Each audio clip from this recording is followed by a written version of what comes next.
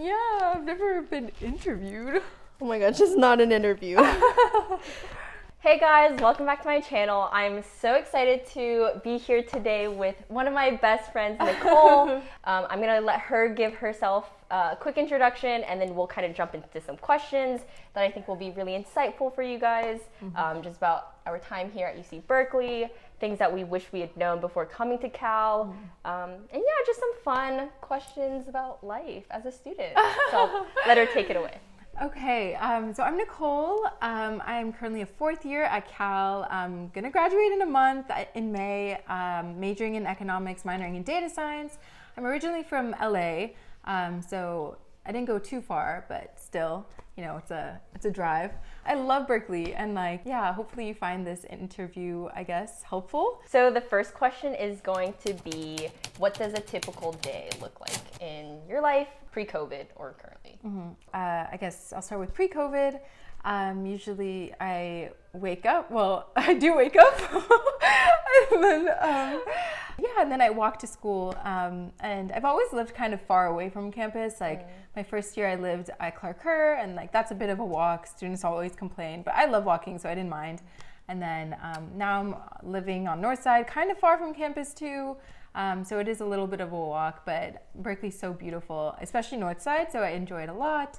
And then, I would go to class and always kind of sat in the first few rows. She was one of those students. I'm one of those students. But no, I loved it. I loved making friends in class.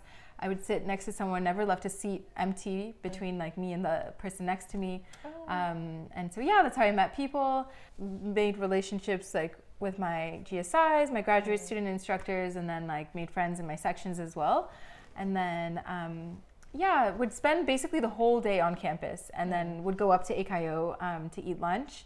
I'm not a fan of eating alone. I love being eating with people, because I think eating food is a very social act. Yes. So I would hike up to AKO because it's on the hill, and then I would come back, finish my classes, and then maybe go back to AKO to study until it's dark, and then would walk back. Sure. As an econ major, did you ever consider Haas? So my path to what I wanted to study, or what I finally chose to study, was not that linear. I came into Cal thinking I wanted to do sociology, and then I took Soc 1 and was maybe Soc is not for me. I had no idea. Yeah, okay. I wanted to do, I'm a very indecisive person, and so don't worry. So I started with Soc, and then I jumped to, so I was accepted to CNR, the College of Natural Resources. And then, so for a hot second, I was maybe I want to do society and environment. But then, no, it didn't really stick with me. And then I was maybe I want to do history or media studies. So took a class in media studies. I was maybe I wanted to do poli-sci. So, I had it's okay, I had the ran same. through some majors. And then, finally, I took econ 1. Okay. And I really liked my econ 1 professor. I had Professor Martha Only, and she was great, very sharp, a very sharp woman, and very well spoken, and I admired that a lot. So then I took econ 1, and then I was maybe I should do poly-econ, political economy. And I took some classes in poly-econ, and I was wow, this is so cool. I really liked poly-econ. But I think I finally chose econ because I thought it's more broad, and because I didn't really know what I wanted to do, I was okay, let's just go broad. And there are so many interesting electives in econ too. So I declared quite late. I declared my second semester junior year while I was abroad, actually. And oh my God, we're gonna talk about that. Yeah, too. that was an experience. And I say that because it was when the pandemic hit. Yes. But yeah, and then, I finally settled on econ. So I never really considered Haas. My goal was always to transfer to the College of Letters and Science from the College of Natural Resources. Business administration and business stuff never really appealed to me. I was more interested in more the academics side of it, and then data science minor. And I chose that because I took the intro to data science class, and like I was like, this is cool. And then like I heard like a lot about like data science and how poppin' it was, and so I was like, okay, like I was like, okay, let's give this a shot. Yeah, but I'm so happy I chose data science as my minor. Honestly, maybe I wish that I had double majored, but at that point I'd taken so many classes, I wanted to still graduate in 4 years, so I was like, no, it's okay. Yeah. And I mean, it's all about just having the skill set, I feel like. Yeah, it is. And I did take like the core data science classes, so I know I'm familiar with like what data scientists use in like their day-to-day work. Right. And you know, now you're kind of looking for jobs. She just got a job. Oh, really exciting. Yes, I did. Yes. Is there anything about the curriculum that you kind of wished you had known prior to declaring or kind of pursuing econ? The economics major at Cal is like interesting because it's not that mathy, and like there are not that many math requirements, and like math courses is part of the or statistics courses is part of the major. It's like one intro stats class, and then the calculus series, and basically that's it. It's weird because like one of the core upper division classes, it's econometrics, and that is very like stats heavy, and like I think it's the hardest econ class. And I think like the major doesn't make sense in that like there's, I feel like, not enough math that's required as a background, and then they just throw this like super hard I've heard a lot of really super great hard like things about this math class. stats like course at you, and then like some of the upper division classes require some some econometrics, but not all of them. It's a bit of like a learning curve, I think. I mean, like the more classes you take, I think the more familiar you get in like the language and like the stats behind it. And the math is never, like the math itself is never too hard, you know? But it's like, it's very like conceptual, or like, in my opinion, I think like it's just, the models get so abstracted, and like it's like hard to remember what you're trying to achieve with all of these equations. So that's the biggest difficulty I had with the econ major, but I think like it was useful in terms of applying to jobs, like especially with the data science minor. I think that was like a very powerful combination. A lot of people are econ and like computer science too. So I think econ plus something else is a great combination. Econ by itself is like great too. Yeah. I mean, if you can always tack on more majors, so why not? Yeah, it never hurts, you know? But I think like in terms of like recruiting for jobs, like econ, it's like broad enough that like you can do basically like most things, and like having econ as your major and graduating with like a bachelor's in econ, it's like an indication as to like, okay, like this person like is aware of, you know. Well, I think it's like a combination of math, but also being able to apply like the math to like real world scenarios. Yeah, and it requires like an extent of like critical thinking, I think, and like also like, just like understanding like model creation, and like, you know, just trying to like understand what's going on and summarize what's going on with like equations. But then also like just learning a lot more about the economy and how like the market works. Or so then I guess when you are now like still recruiting, what type of positions have you approached? And would you say that those are typical econ positions, or do you think you've taken a different route? Well, I like only recently, like as in like last semester, like really fell in love with my minor, or just like was really intrigued by it, and I was like, wow, like I really want to learn more about this. And so I have been looking for and applying to like mostly data analysis, like data analyst positions, and data engineering positions. And I think like with those positions, like they don't really, like you couldn't get them and not be like a data science major or a computer science major, as long as you have like some indication as to like experience working or like coding, or like some experience like with using like statistical models and like predictive modeling or whatever, like that looks great, obviously. But yeah, the data science minor definitely helped in that regard. I think I've been like mostly like flexing on that than like econ, but then I have received questions, like interview questions, like, so like you've been like talking about your minor so much, but like what about your major? Like what about like econ interests you, and like how do you see like econ like blended with data science? And so yeah. Okay. So what type of positions, like what are the title positions that you are going for? Right. So like for example, the offer that I recently got, that is it's a data engineering and developer position.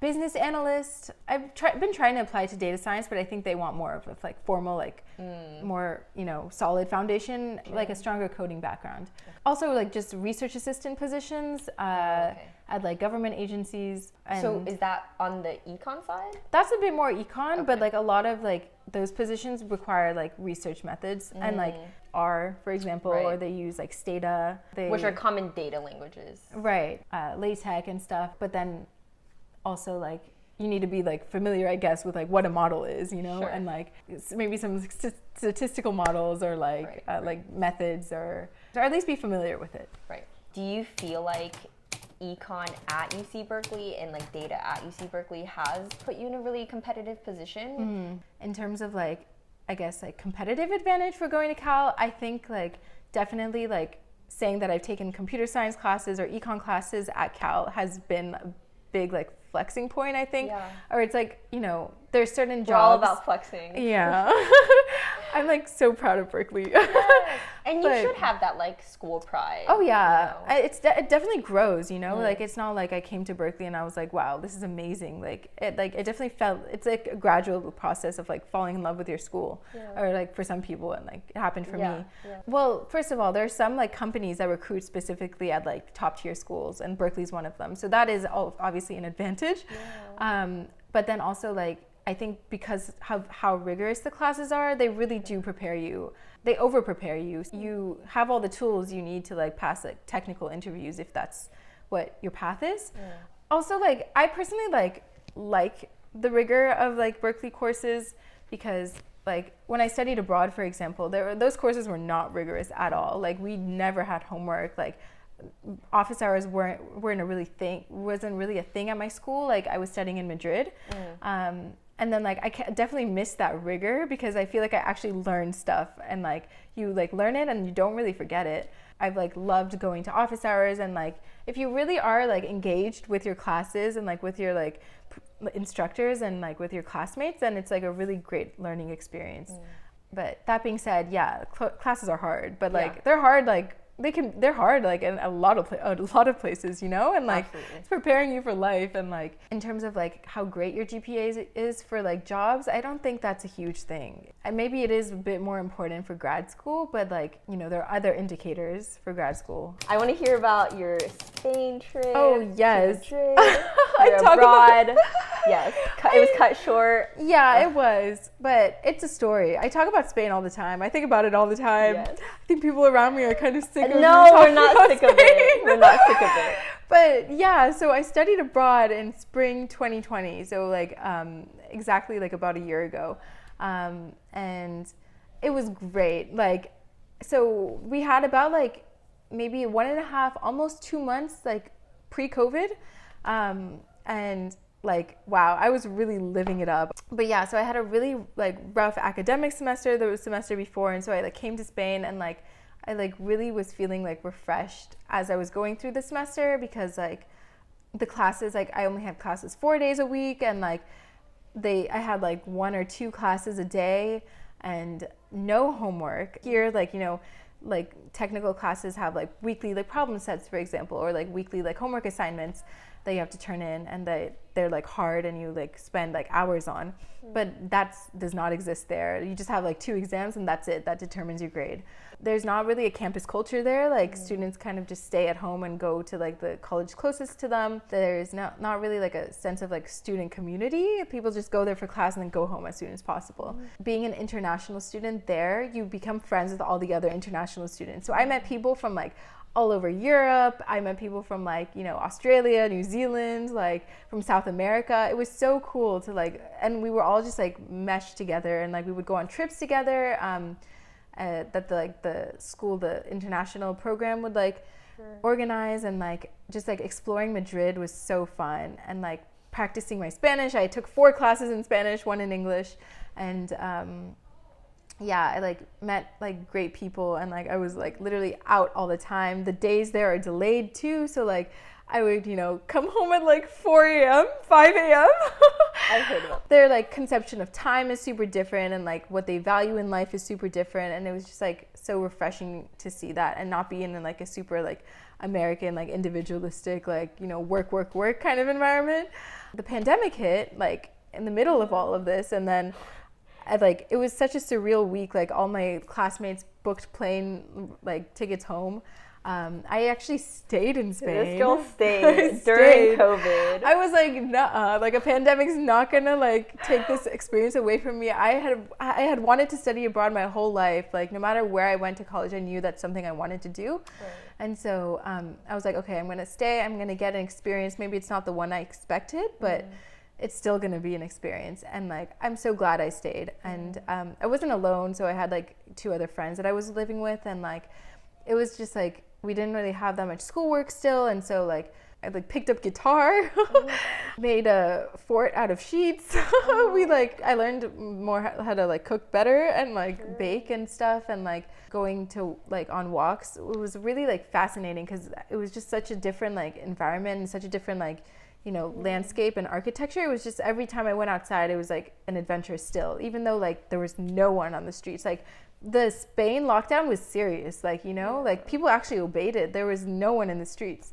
Every day at like 8 p.m., like everyone would go out on their balconies and clap for all the healthcare workers and all the food service workers. And like, it was just so great. I got to get like a taste of like another culture's like resiliency during the pandemic. And like, it was so like enlightening. And like by the end of May last year, like some things were opening up a little bit.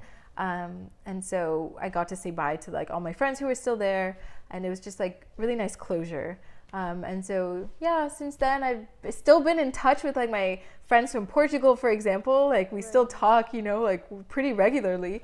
And yeah, like the friendships I made there, although I could only hang out with people really for like a month and a half, 2 months, like I feel super close to them. And like, it was just like, I got close with people really fast. And so yeah, highly recommend studying abroad. I think like it's really great, and your financial aid will transfer over for your program fees and stuff. So I think it's definitely doable. And like with any major too, like I feel like it's a stereotype that maybe like only humanities majors can study abroad, but like most of my friends from like the UCAP program were actually the computer science and like econs majors, which I was shocked about. Right. So it's definitely like doable. How often did you have time to, you know, go to the city, go on hikes, or was your day really just jam-packed with like school? I wouldn't say my days were jam-packed with school. I mean, they were. Well, it depends. It really depended on like the time of the semester, because I think before midterm start, like I was definitely more free on the weekends, and I could like hang out with friends more, and like, you know, be super social, like pre-COVID, and like. Right. But then once midterm season hit, like unfortunately for me, like every semester, my midterm season, I would have at least a midterm a week over the course of a month and a half. It's like midterm year. Yes. Like, unfortunately, once they start, it doesn't feel like they end. Yeah. And so during those times, like more on the weekends, like I would be studying or working. But I still like, you know, made time to like see friends and like to either like, you know, be in the same space with them studying or like eating meals with them, because I had to eat, you know, eventually. So like preserving like eating times as like also social times, like I think that's a way that kept me like sane, even though I was like working a lot. So yeah, and then like once midterm seasons end, like, you know, it's a taste of like a bit more freedom, and then you're preparing for finals. But I love like dead week, the week that we're offered before like finals, like no class. In the beginning of dead week, like it's just like a no, like, you know, I don't look at like any like academic material for a couple days, and I like go to the city, for example, or like go on hikes. That's how you're supposed to spend dead week. Yeah, well, at least the beginning. Like, the beginning. You should still study for your finals. But yeah, unfortunately, I would say like I didn't take as much advantage of SF or San Francisco like when I was here. Definitely going to try to do that with my remaining time here. But it's like so great to like get out of Berkeley. No matter how much I love it, sometimes you just need to get out, because like, you know, like you're just surrounded by like academics and students all the time. You want to see different people. You want to be taken out of the bubble, basically. SF was a great way to do that. Do you feel like you've been able to get like kind of balance your social life? And then maybe you can talk about like why you decided to join a sorority. So I think like what fascinates me about Berkeley is that everyone here is like a nerd, you know, like, and everyone like is passionate about what they're passionate about, and like they're you know, super hardworking and like academic, but at the same time they're super social and like, you know, very work hard, play hard. We like enjoy like each other's company, I would say, and like socially, like I've been like satisfied like for my college. Like I've loved the people that I've met here, like so many genuine people and that are doing like incredible things that I admire so much. But I was always like curious about like the Greek life. I'm a huge like movie buff, and like I so believe things that I see in movies. Wanted to like have that experience and like, or at least rush and like go through recruitment and see what it would be like. It is like an experience. It is like totally an experience. Yeah. But I was so unfamiliar with it. I didn't know when to sign up and like what the whole process looked like. So by the time I learned about that, like it was my second year. So I signed up for Rush like the first week of school for my first semester sophomore year. Went through it. I was like, this is weird, but it's also like cool.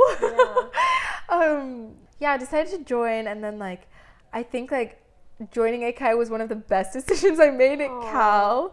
People were so interested about me, like who I was, like what my interests were, and I could really like celebrate like my idiosyncrasies and like really like celebrate like myself, and like it was a very supportive environment, and like I met like incredible people. A lot of my friends are from ACIO, and so really grew as a person, I think, and like really became like a social butterfly, I think, my second year. By the end of my second year, like it definitely took some time to like walk into a room where I didn't know like mostly anyone, and just like sitting down with like people and eating with them, introducing myself and like meeting people. I really liked the like events that like ACIO put on, like our philanthropy events, our like social events, and like you know, like going to frat parties, like I love to dance with other people. I can attest to this. You know, so I go to that, so I, you know, I have spaces to like, you know, dance.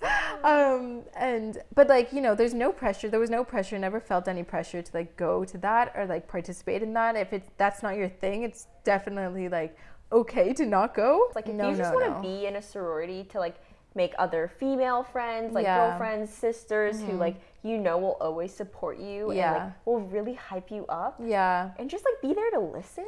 Like that is totally a space for you to do so. I definitely felt more comfortable in like class spaces. Like I felt more comfortable raising my hand and just had like more confidence, like, you know, after joining and like being in ACIO. I honestly just see it as like you're just joining a mixing pot of culture and people and majors. You meet so many different people, and like I always think it's great to have friends that are outside your major, like, because like, you know, when you're in the same major, people tend to think in the same way, and like that could be unhealthy and like could grow into toxicity. So I think it's always great to have friends that study different things, and I definitely think I would be a different person today if I hadn't joined ACIO. Like who knows who I would have been, but like I'm so glad I joined. Perfect. Is there anything that you'd like maybe want to say to anyone who's watching, like maybe like a high school student who is looking into Cal, is maybe looking into data or econ? Just any last minute? For like, I don't know, high schoolers out there who are applying to colleges, like, it might sound cliche, but at least for me personally, I definitely like found myself in college. I think like college is like what you make out of it, and like learning about the experiences or the resources I think that your school will like offer, and really taking advantage of that, and just like gathering information where you can, like not being afraid to like meet new people, and like to like try new things, you know, whatever that is for you. And I think college is like a really rewarding time, and it's really great. And like also this is also a big thing, because like I was always like, oh my God, I want like a typical college experience, you know, and like, you know, I wanted it to follow the movies basically. But like, for example, my freshman year, I like didn't really know people on my floor the whole year. And I was like kind of like sad that I missed out on that, and like, oh shoot, maybe I should have like you know, picked another like residence hall or whatever. But like, I think there's no one like college experience, and like it's okay if your college experience does not look like your friends, and like, or like it doesn't look like what you've seen in the media. Like, I think it's totally fine, you know, like your college experience is your college experience and it's unique to you, and like that's like okay, and like, you know, you learn things that maybe other people haven't learned and with their college experiences, so it's all great. You'll have a good time, I think. Be healthy too, you know. Yeah. Seek support when you need support, and like, yeah, if your path is not linear, that is okay. Well, there you have it. Advice from Nicole. Yes, Again, hopefully thank it you was helpful. so much. Yes, literally, thank you so much. She always has so much great advice, even just as a friend. So lucky to have her in my life. Oh, I'm so like grateful for Ashley, and it's so great that she's doing this. Like, it's really a beautiful thing. And like, sorry if I was incoherent at any point. I hope you guys like got something out of this. Well, okay, you guys, I will be checking comments. So if you guys have any questions for any of the majors here, I can try to find someone to answer those questions. Drop the questions down below, and you know, tell me what you guys want to see next. If you haven't already, subscribe and like the video so I can continue doing these. But okay, Thanks, bye. y'all. Bye.